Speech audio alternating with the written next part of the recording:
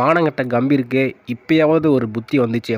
3வது ஒருநாள் போட்டியில சுப்மன் கில் தலைமையில இந்தியா ப்ளே பண்ண மாட்டாங்க. தலைமை பண்ண மாட்டாரு அப்படிங்கிற மாரி தகவல் வந்துட்டு இருக்குங்க. அது என்ன நியூஸ்? என்ன பண்ண போறாங்க? யார் கேப்டன்சி பண்ண போறா? அப்படிங்கிறத இந்த தெரிஞ்சுக்கலாம். நம்ம சேனலுக்கு எச்சி புதுசா சப்ஸ்கிரைப் மட்டும் பண்ணிக்கோங்க. அப்படி பண்ணுறதுனா பக்கத்துல இருக்க பெல் ஐகான் நோட்டிஃபிகேஷன் வரும். நிறைய பேர் சப்ஸ்கிரைப் பண்ணாம பார்த்துட்டு சப்ஸ்கிரைப் பண்ணி பாருங்க. நிறைய பேர் லைக் பண்ணாம பார்த்து லைக் பண்ணி பாருங்க. எங்களுக்கு ஒவ்வொரு லைக்கும் எனக்கு மிகப்பெரிய மோட்டிவேஷன் இருக்கும். ஸோ லைக் பண்ணிட்டு பாருங்க. 3வது ஒருநாள் போட்டிக்காக வெயிட் பண்ணிட்டு இருக்கோம். ஏன்னா அதுதான் பிளாக் பஸ்டர் மேட்சுங்க. ஏன்னா 1க்கு 1 ஈக்குவல்னு போயிருக்கு இந்த தொடர். கண்டிப்பாக அந்த தொடர் யார் வெற்றி பெறாங்களோ கண்டிப்பாக கைப்பற்றிடலாம் அந்த கோப்பையை.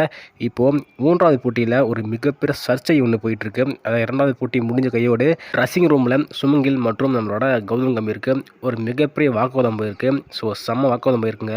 ஏன்னா ஒரு மிகப்பெரிய ஒரு தோல்வி ஈஸியாக, அதாவது ரொம்ப ஈஸியாக அசால்ட்டாக வந்து டேரல் மிச்சல் செஞ்சுரியை போட்டு மேட்சை வின் பண்ணிட்டு போயிட்டாரு.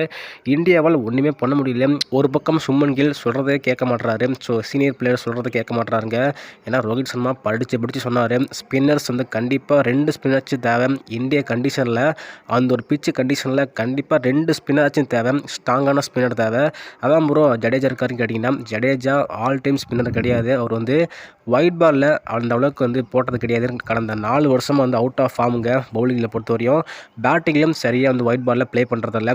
ரெட் பால்லாம் ஓகே செம்மையாக போடுவார். ஆனால் இப்போது ஒரே ஒரு ஸ்பின்னர் குல்தீப் யாதவை மட்டும் வச்சுக்கிட்டு எப்படி வந்து இந்தியா வந்தாங்க அப்படின்னு தெரியல. இந்த இடத்துல வாஷிங்டன் சுந்தர் இருந்திருந்தால் மேனேஜ் பண்ணியிருப்பாருன்னு கேட்டிங்கன்னா அவ்வளோவே முடிஞ்சிருக்காதுங்க. ஏன்னா ஸ்பின்னர்ஸ் வந்து டாமினேட் பண்ணியே வரும். அதாவது நியூசிலாந்து டீமில் பொறுத்தவரையும் ஸோ ஸ்பின்னர்ஸ் வந்து செம்மையாக டாமினேஷன் பண்ணுறாங்க. அதாவது 25 ஓவர் போட்டாங்கன்னா அந்த 25 ஓவரில் ரன்னே போக முடியாது. கிட்டத்தட்ட 60 ரன் தான், 60-70 ரன் தான் போகுது. இந்தியாவால் ஒன்றுமே பண்ண முடியல. செம்மையாக பந்து வீச்சு போகிறாங்க. இந்திய பேட்டர்ஸை பொறுத்தவரையும் ஸ்பின்னர்ஸை ஒழுங்காக பிக் பண்ணி வந்து அடிக்க மாட்டாங்க.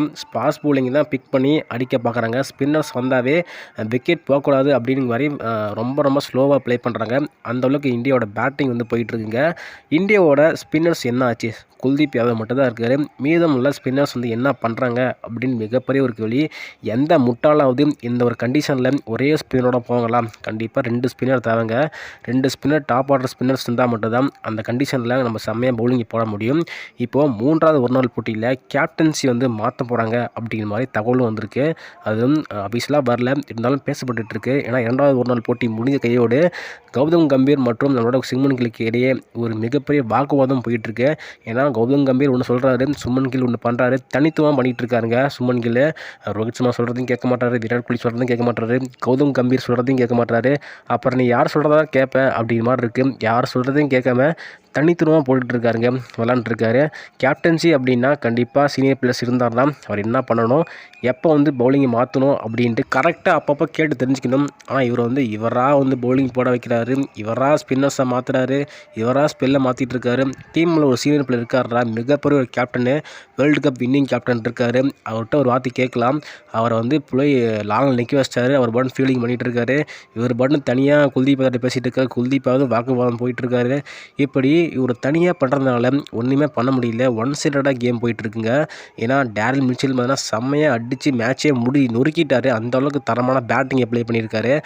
அவர் விக்கெட் எடுக்க முடியலைங்க. ஸோ விக்கெட் வந்து எப்படியாச்சும் எடுத்துருக்கலாம். ஆனால் வந்து கேட்ச் மிஸ் பண்ணுறது, ஃபீல்டிங் செட்டப்பு, நிறைய மிஸ்டேக் பண்ணிகிட்டு இருக்கிற கேப்டன்சியில் நீ போய் கற்றுக்கிட்டு வாடா அப்படிங்கிற மாதிரி தான் இருக்குது. அதனால் 3வது ஒருநாள் போட்டியில் கண்டிப்பாக கேப்டன்சி மாறுபடும் அப்படிங்கிற மாதிரி பேச்சுவார்த்தை போயிட்டுருக்கு.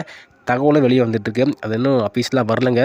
ஆனால் 3வது போட்டியில் கண்டிப்பாக இந்தியா தோற்றா மிகப்பெரிய அவமானம். ஏன்னா கிட்டத்தட்ட 15 சீரீஸாக தொடராக இந்தியா தோற்கவே கிடையாது. அதனால் இந்த ஒரு போட்டியாச்சும் இந்தியா வெற்றி பெற்று அந்த ரெக்கார்டை இந்தியா கண்டினியூ பண்ணுமா இல்லை பிரேக் பண்ணுமான்னு தெரியல. வெயிட் பண்ணி தான் பார்க்கணும். ரோஹித் சர்மா கேப்டன்சி பண்ண வரையும் அந்த ரெக்கார்டை கரெக்டாக மெயின்டைன் பண்ணிட்டு வந்துட்டு இருக்காரு. ஆனால் இவர் கொஞ்சம் ஜர்கு காமிக்கிறாரு. வெயிட் பண்ணி தான் பார்க்கணும். நீங்கள் சொல்லுங்கள், வெற்றி யாருக்கு போகும், கேப்டன்சி யாருக்கு கொடுத்தா நல்லாயிருக்கும் அப்படிங்கிறத கமெண்டில் போட்டுவிடுங்க. எனக்கு கேஎல் ராகுலுக்கு கேப்டன்சி கொடுத்தா நல்லாயிருக்கும் அப்படிங்கிற மாதிரி எனக்கு தோணுது.